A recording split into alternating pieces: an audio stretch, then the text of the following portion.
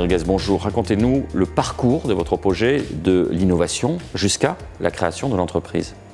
Nous vivons dans une époque dans laquelle la technologie et la recherche permettent de diagnostiquer des maladies graves et de façon très efficace. Et néanmoins, pour un certain nombre de pathologies, il existe encore des problèmes de diagnostic, de sorte que quand le diagnostic arrive, c'est trop tard pour pouvoir prévoir une guérison du malade. Donc, nous nous sommes posé la question comment on pourrait contribuer à développer une technologie qui puisse nous permettre d'explorer le développement d'une pathologie au cours de la vie d'un individu, sans avoir à utiliser des méthodes invasives pour les patients. Et donc, pour ce faire, nous avons utilisé des technologies d'ingénierie de protéines pour créer des matrices de haute affinité qui nous permettent d'identifier des molécules qui sont anormalement présentes ou absentes dans une pathologie.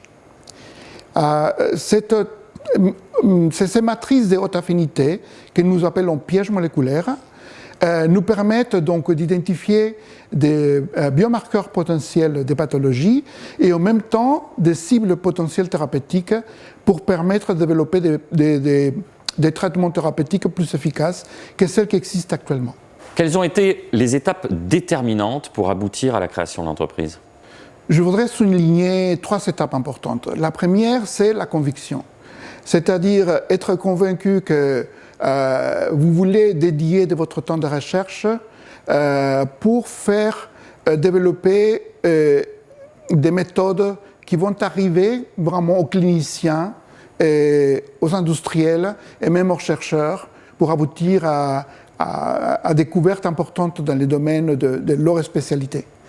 Et la deuxième, c'est de convaincre la communauté internationale, c'est-à-dire la communauté scientifique, parce qu'il faut que vous démontriez que votre technologie apporte des choses nouvelles et qu'elle mérite d'être utilisée sur le long terme. Et pour ça, les publications que nous faisons dans des journaux internationaux nous aident énormément à réussir cette étape.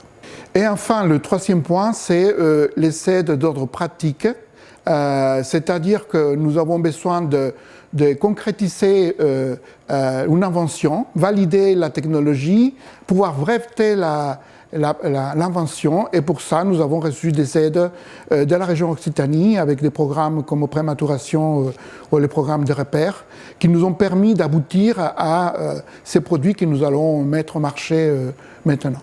Quelle perspective pour la suite?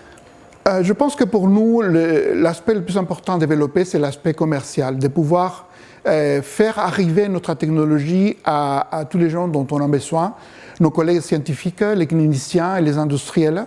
Et cet effort commercial est basé sur 2 piliers. Donc le premier, c'est la vente sur catalogue direct de nous-mêmes. Et l'autre partie, c'est contacter des distributeurs au niveau européen qui vont nous permettre d'y accéder à des pays que donc normalement nous n'avons pas un accès facile. Nous sommes déjà en contact avec eux et je pense qu'au cours de l'année, on devrait déjà mettre au marché ces produits dans plusieurs pays européens.